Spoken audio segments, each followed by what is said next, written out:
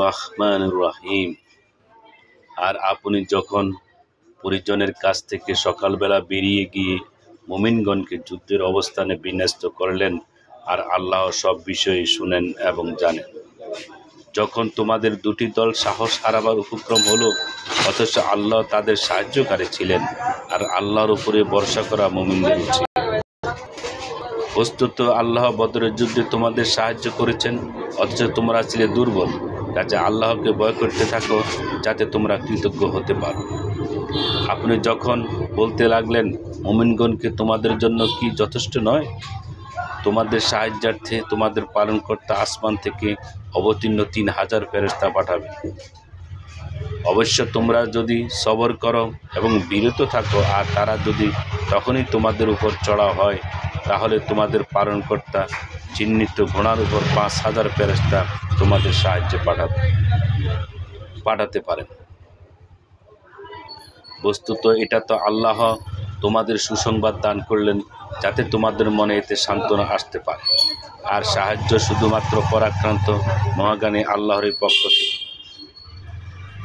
যাতে ধ্বংস করে দেন কোনো কাফেরকে, অথবা লাঞ্ছিত করে দেন যেন ওরা বঞ্চিত হয়ে ফিরে যায়।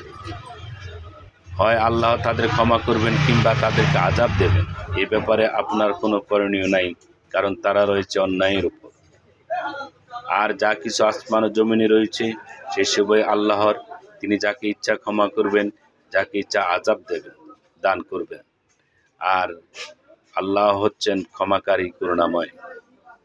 এই ইমানদারগণ, তোমরা চক্রবৃদ্ধি হারে সুদ খেয়েও না, আর আল্লাহকে ভয় করতে থাকো, যাতে তোমরা কল্যাণ অর্জন করতে পারো।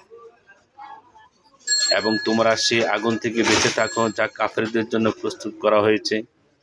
আর তোমরা অনুগত্য করো আল্লাহ ও রসুলের, যাতে তোমাদের উপর রহমত করা হয়।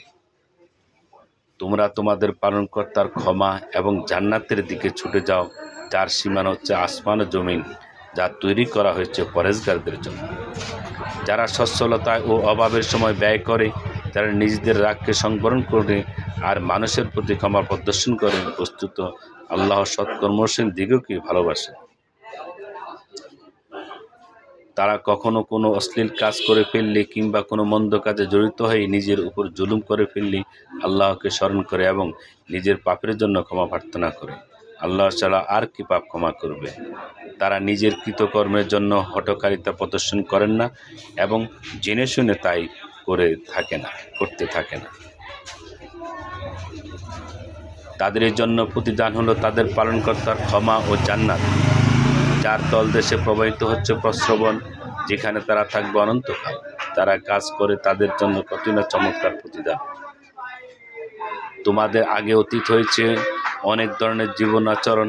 তোমরা পৃথিবীতে ভ্রমণ করো এবং দেখো, যারা মিথ্যা প্রতিপন্ন করেছে তাদের পরিণতি কী হয়েছে। এই হলো মানুষের জন্য বর্ণনা, আর যারা ভয় করে তাদের জন্য উপদেশ বাণী। আর তোমরা নিরাশ হইও না এবং দুঃখ করো না। যদি তোমরা মুমিন হও, তবে তোমরাই জয়ী হবে। তোমরা যদি আহত হয়ে থাকো, তবে তারাও তো তেমনই আহত হয়েছে। আর এই দিনগুলিকে আমি মানুষের মধ্যে পালাক্রমে আবর্তন ঘটিয়ে থাকি। এভাবে আল্লাহ জানতে চান কারা ইমানদার, আর তিনি তোমাদের কিছু লোককে শহীদ হিসেবে গ্রহণ করতে চান। আর আল্লাহ অত্যাচারীদেরকে ভালোবাসেন না।